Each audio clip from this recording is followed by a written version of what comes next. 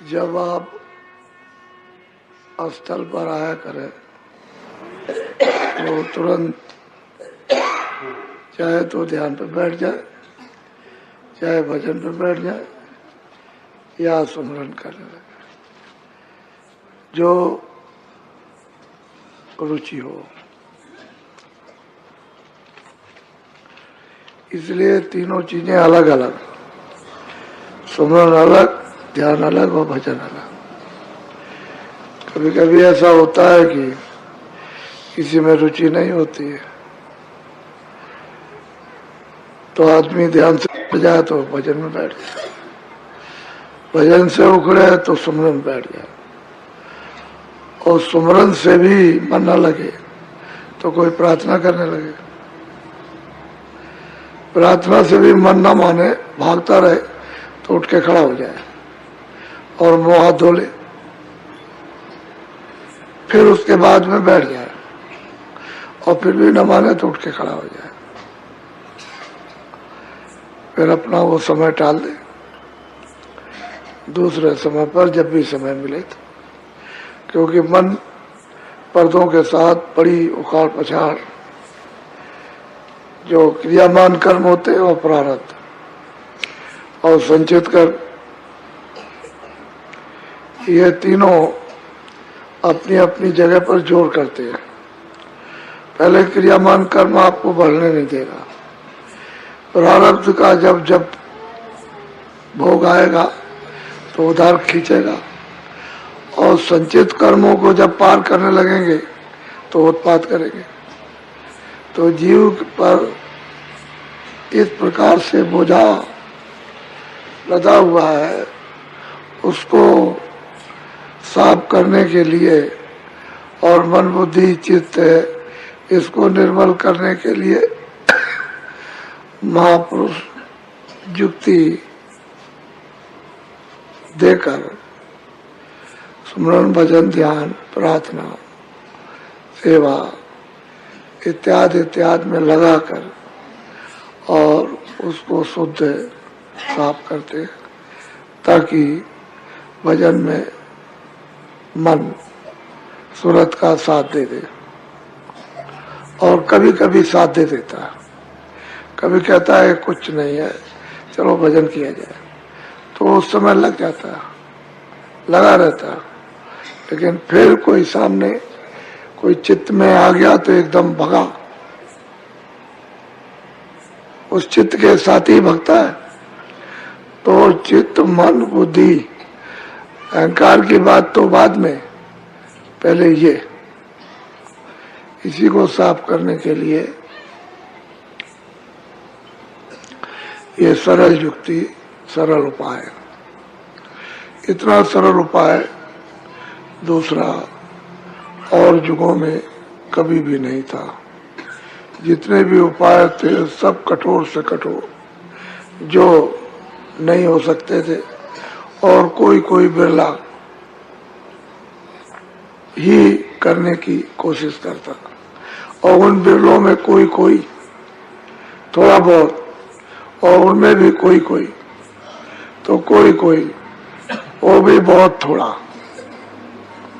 अब ये सुलभ सहज है, आसान है।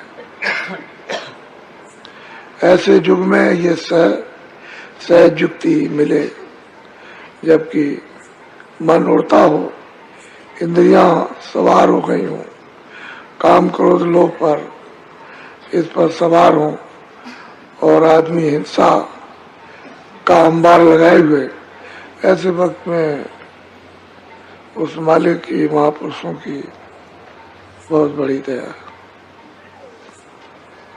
आपको बताया था कि ये राज ईश्वर का है यहाँ, और वो यहाँ से कितने करोड़ों योजन ऊपर बैठे हुए। वैसे उनका तो उतार यहाँ होता नहीं, वो तो भी उतर के नहीं आएंगे कि जगह छोड़ दे तो सब रचना खत्म हो जाए, तो जगह छोड़ नहीं सकते, और आप वहां पहुंच नहीं सकते हो।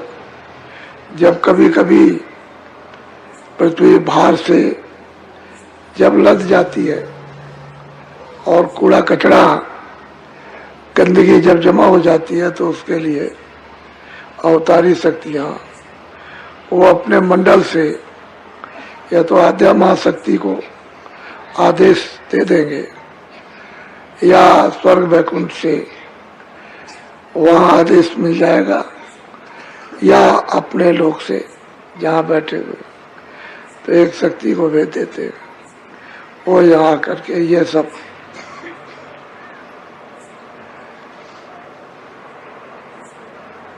कूड़े कचरे को सफाया करती है।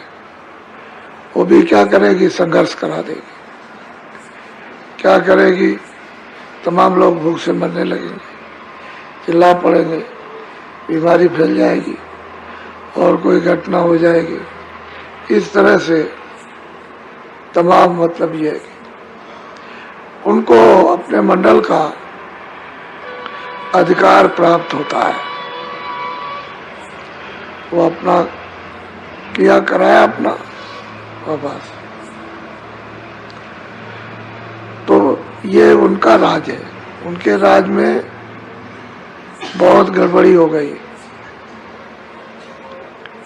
लोग अच्छी बात को सुनते नहीं, मानने की बात तो दूर है, सत्य बोलते नहीं, सच बोलते नहीं है, दया है नहीं, रहम किसी में है नहीं, ईमान किसी में है नहीं, मोहब्बत प्यार किसी में है नहीं।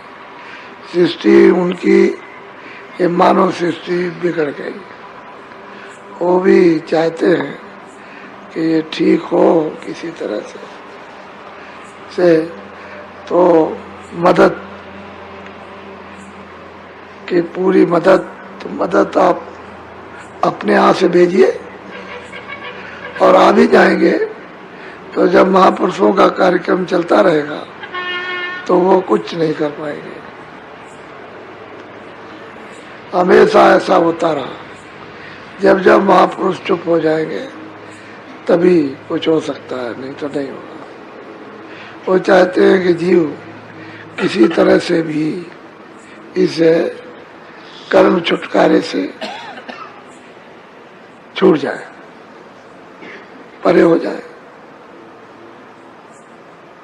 इस भुगतान को भोगे नहीं।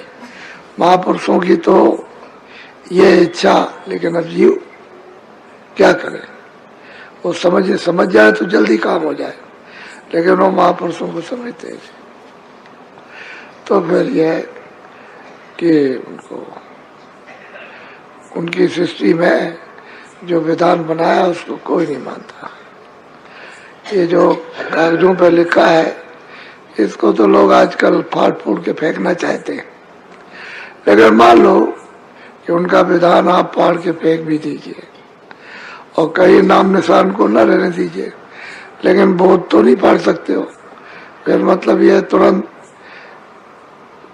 महीने 2 महीने में तैयार हो जाएगा। बोध तो बोध ही है, वो बोध है। उस बोध से जो सत्य उच्चारण हुआ है वो है, वो नियम है। तो आप लोग सत्य पर चलने लगे और सत्य क्रिया करने लगे, सत्य देखना, सुनना, बोलना, तो फिर कोई झगड़ा झंझट नहीं किसी तरह। इसीलिए कोई रामायण फाड़ता, कोई गीता, कोई भागवत, कोई कुरान, कोई रामायण को बुरा कहता है, कोई कुरान को बुरा, कोई वेदों को बुरा, कोई शास्त्रों को, कोई किसी को, कोई संतों को, संतों की वाणियों को, कोई कुछ है। तो इससे क्या होगा? इससे ये मालूम होता है कि आप कुछ नहीं जानते, कुछ नहीं। आपको उसका जरा सा भी मतलब यह है कि छू करके भी, हवा में भी उसका ज्ञान नहीं है। आप पागल जैसे हो, पागल को क्या ज्ञान हो सकता है? तो असली चीज यह है कि ये देखने को मिलता है। तो सृष्टि उसकी बहुत खराब हो गई, बहुत ज्यादा। इस बात पर बड़ी गहराई से सोचो कि वो कुछ करना चाहता है,